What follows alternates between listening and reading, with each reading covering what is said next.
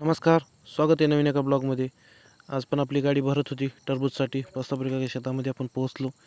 गाडी भरण्यासाठी वगैरे सुरुवात केली. आज थोडासा उशीर झाला होता गाडी घेऊन यायला.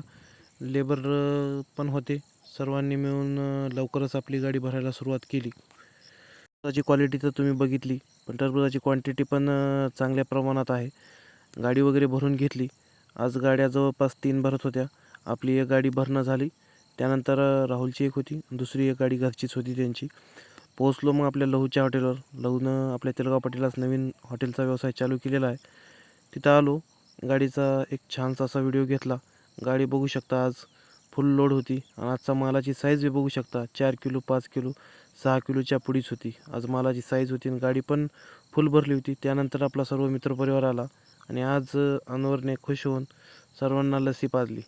बघू शकता विष्णू आणि मोहीनने पण लस्सी घेतली.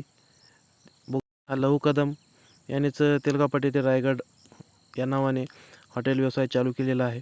नक्की भेट द्या एकदा. त्यानंतर आपण निघालो पुढे आपल्या नांदेडच्या मार्केटच्या दिशेने. आज पण एकटाच होतो.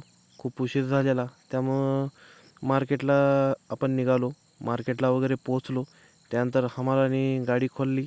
गाडी वगैरे त्यांना खोलून द्यावी लागते. खोलली. आपलं रोजचं एकाच मार्केटला एकाच व्यापाऱ्यापाशी माल असतो.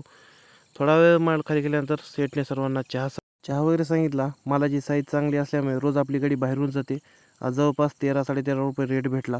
त्यानंतर गाडी खाली करून आपण पोहोचलो आपल्या हॉटेलवर. हॉटेलवर पोहोचल्यानंतर ऑर्डर वगैरे दिली. जेवण वगैरे एक नंबर होतं. जेवण वगैरे केलं आणि आपण निघालो पुढील प्रवासाच्या दिशेने. रात्रीचे 1 वाजले होते.